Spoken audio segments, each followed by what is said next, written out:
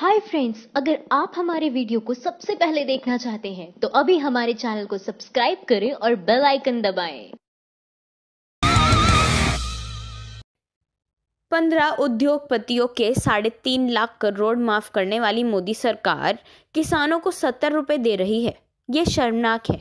राहुल गांधी। मोदी सरकार किसानों को खुश करके चुनाव जीतने की तैयारी में है। यही वजह है कि इस बार सरकार किसानों का भला करने का खूब दिखावा किया। सालाना 6,000 रुपए के ऐलान के बाद सरकार अब विपक्ष के निशाने पर आ गई है। कांग्रेस अध्यक्ष राहुल गांधी ने इस राशि को किसानों का अपमान बताया है। राहुल ने सोशल मीडिया पर लिखा, प्रिय नोमो, आपकी 5 साल की नाकामी और घमंड ने किसानों की जिंदगी को बर्बाद कर दिया है। अब उन्हें हर रोज 17 रुपए की राशि देने के ऐलान करके आपने उनके और उनका काम का अपमान किया है। इसके बाद राहुल गांधी पूर्व कृषि मंत्री शरद पवार, आरजेडी नेता मनोज झा के साथ लोकतंत्र बचाओ कार्यक्रम में शामिल हुए, जहां उन्होंने कहा कि आप 15 उद्योगपतियों के 3.5 लाख करोड़ माफ कर सकते हैं और किसानों के लिए सिर्फ 70 रुपए दे रहे हो। यह क्या बात हुई? ये अपमान नहीं तो क्या है? पत्रकारों ने पूछा कि क्या विपक्ष मुद्दा विहीन हो गया है। इस पर जवाब देते हुए राहुल ने कहा कि इस बार चुनाव प्रधानमंत्री के भ्रष्टाचार पर होगा, यानी राफेल घोटाले पर होगा। हमारे पास मुद्दों की कमी नहीं है। हम भ्रष्टाचार और बेरोजगारी जैसे कई मुद्दों पर चुनाव लड़ेंगे। गौरतलब है कि मोदी सरकार पर राजस्थान, छत्तीसगढ़ और मध्य प्रदेश में कांग्रेस सरकार बनते ही किसानों की कर्ज माफी के ऐलान के बाद काफी दबाव था, जिससे कई तरह के कयास लगाए जा रहे थे कि किसानों को आय दोगुनी कर देंगे, मगर ऐसा कुछ नहीं हुआ। बल्कि मोदी सरकार ने अपने आखिरी बजट में किसानों को रिझाने की भरपूर कोशिश की है। पीयूष गोयल ने अपने भाषण में किसानों को सीधे तौर पर आर्थिक मदद देने के ऐलान करते हुए पीएम किसान सम्मान निधि योजना की घोषणा की। इस योजना के तहत सरकार ने देश के कमजोर और छोटे किसानों को हर साल 6,000 रुपए देने का ऐलान किया है। इस योजना का फायदा उन्हें ही मिलेगा जिनके पास 2 हेक्टेयर जमीन है। यह मदद 2-2 हजार रुपए के 3 किश्तों में की जाएगी। गोयल ने कहा कि इस योजना के तहत पैसे सीधे किसानों के खाते में जाएंगे। बजट सरकार पर भड़के शशि थरूर। बोले, 500 रुपए महीने में कैसे इज्जत और सम्मान से जिएगा देश का किसान। मोदी सरकार ने अपनी वर्तमान सरकार का अंतरिम बजट पेश किया है। इसमें मिडिल क्लास को टैक्स से रहित तो किया, लेकिन किसानों को दी जाने वाली आय सहायता राशि को घटा दिया गया है। कांग्रेस नेता और सांसद शशि थरूर ने सरकार के बजट को ठंडी कवायद करार दिया है। साथ ही किसानों को मिलने वाली सहायता राशि घटाने की भी आलोचना की है। शशि थरूर ने कहा, सरकार की पूरी कवायद ठंडी रही। हमें इसमें सिर्फ एक चीज अच्छी देखने को मिली और वो है मध्यम वर्ग को टैक्स से मिली छूट। किसानों को मिलने वाली आय सहायता राशि को 6,000 रखा गया है, जो 500 रुपए मासिक पड़ता है। क्या वो इससे इज्जत और गरिमा के साथ जी सकेंगे? गौरतलब है कि आज पेश हुए बजट में सरकार ने मिडिल क्लास को इनकम टैक्स में भारी छूट देते हुए टैक्स के लिए इनकम का दायरा 2.5 लाख रुपए से बढ़ाकर 5 लाख रुपए का सालाना कर दिया है। यानी अब 5 लाख तक के सालाना कमाई वालों को इनकम टैक्स नहीं देना पड़ेगा। बता दें कि इस बार बजट रेल मंत्री पीयूष गोयल ने संसद में पेश किया है। उनके पास वित्त मंत्री की अतिरिक्त प्रभार है। वित्त मंत्री अरुण जेटली की अभी तक तबीयत खराब है और वो अमेरिका में इलाज करा रहे हैं। बजट में वित्त मंत्री पीयूष गोयल ने आवास निर्माण पर बोला झूठ। 1.53 करोड़ नहीं, केवल 36.5 लाख घर बने। वर्ष 2019 का बजट मोदी सरकार का आखिरी बजट है, क्योंकि इस वर्ष लोकसभा के चुनाव हैं। इसलिए इस बात का अंदाजा था कि सरकार बजट में लोक लुभावन घोषणाएं करेंगी, लेकिन वित्त मंत्री संसद में खड़े होकर झूठ बोलेंगे, यह बात जनता ने नहीं सोची होगी। संसद में वित्त मंत्री पीयूष गोयल भाषण दे रहे थे, अपनी सरकार की तथाकथित सफलताएं गिना रहे थे। उन्होंने दावा किया था कि मोदी सरकार के दौरान प्रधानमंत्री आवास योजना के अंतर्गत 1.53 करोड़ घर बने हैं, लेकिन ग्रामीण विकास मंत्रालय के आंकड़े कुछ और ही कहते हैं।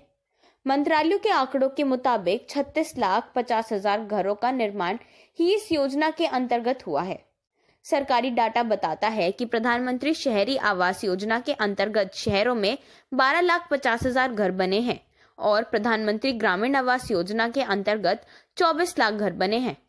इन 36,50,000 घरों में से भी 12,50,000 घरों का ही काम पूरा हुआ है, बाकी सब अभी निर्माणाधीन है। नीचे दिया गया ग्रामीण विकास मंत्रालय का घोषणा पत्र इन सभी आंकड़ों और वित्त मंत्री पीयूष गोयल के झूठ की पुष्टि करता है। मोदी सरकार के अंतरिम बजट पर कन्हैया का कटाक्ष। चांद तारे ले लो, जो जुमले बचे थे अंतिम साल में सारे ले लो। मोदी सरकार ने किसानों को राहत देने की कोशिश तो की, मगर शर्तें लागू के साथ। सरकार ने देश के कमजोर और छोटे किसानों को हर साल 6,000 रुपये देने का ऐलान किया है। इस योजना का फायदा उन्हें ही मिल पाएगा जिनके पास 2 हेक्टेयर तक की ही जमीन होगी। यह मदद 2-2 हज़ार रुपये की 3 किश्तों में दी जाएगी। इस अंतरिम बजट पर कन्हैया कुमार ने मोदी सरकार पर कटाक्ष करते हुए सोशल मीडिया पर लिखा, चांद ले लो तारे ले लो, कुछ जुमले बचे थे अंतिम साल में सारे ले लो। इससे पहले राहुल गांधी ने बजट पर मोदी सरकार को घेरते हुए कहा था, प्रतिदिन 17 रुपये दिए जाने का प्रावधान करना किसानों का अपमान है। इसके साथ ही राहुल गांधी ने ट्वीट में #आखिरी जुमला बजट का भी इस्तेमाल करते हुए लिखा, प्रिय नरेंद्र मोदी जी, आपकी 5 वर्षों की अक्षमता और अहंकार ने हमारे किसानों के जीवन को बर्बाद कर दिया। उनको प्रतिदिन 17 रुपये देना हर उस चीज का अपमान है जिसके लिए किसान खड़े हैं और काम कर रहे हैं। बता दें कि मोदी सरकार पर राजस्थान, छत्तीसगढ़ और मध्य प्रदेश में कांग्रेस सरकार बनते ही किसानों की कर्ज माफी के ऐलान के बाद काफी दबाव था, जिससे कई तरह के क्यास लिए जा रहे थे कि किसानों का आय दोगुनी कर देंगे, मगर ऐसा कुछ नहीं हुआ। बल्कि मोदी सरकार ने अपनी आखिरी बजट में किसानों को रिझाने की भरपूर कोशिश की है।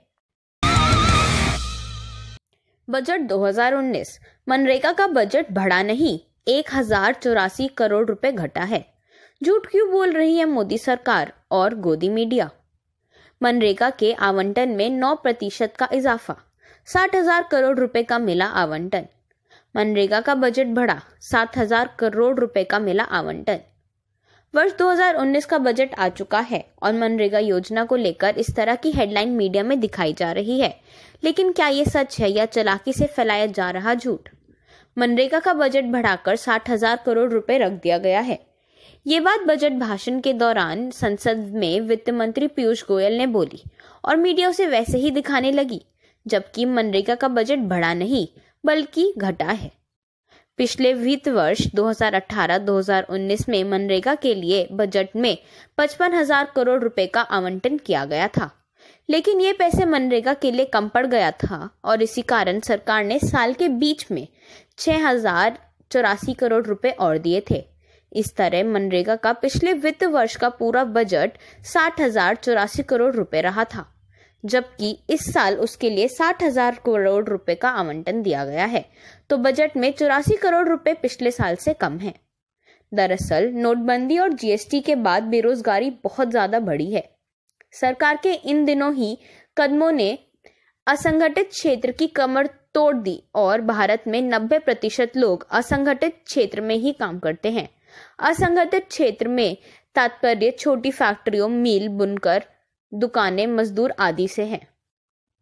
ऑल इंडिया मैन्युफैक्चरर ऑर्गेनाइजेशन के दिसंबर 2018 के सर्वे के मुताबिक जीएसटी के कारण 35 लाख लोग बेरोजगार हुए।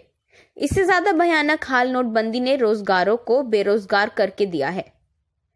लाखों की संख्या में असंगठित क्षेत्र में लोग नोटबंदी के बाद बेरोजगार हुए और शहरों में काम न मिलने के कारण ये लोग वापस गांव पहुंच गए। गांव में और बेरोजगार न मिलने के कारण ये लोग मनरेगा से बड़ी संख्या से जुड़े। इसलिए ही वर्ष 2016 के बाद मनरेगा में मजदूरों की संख्या बहुत तेजी से बढ़ी है।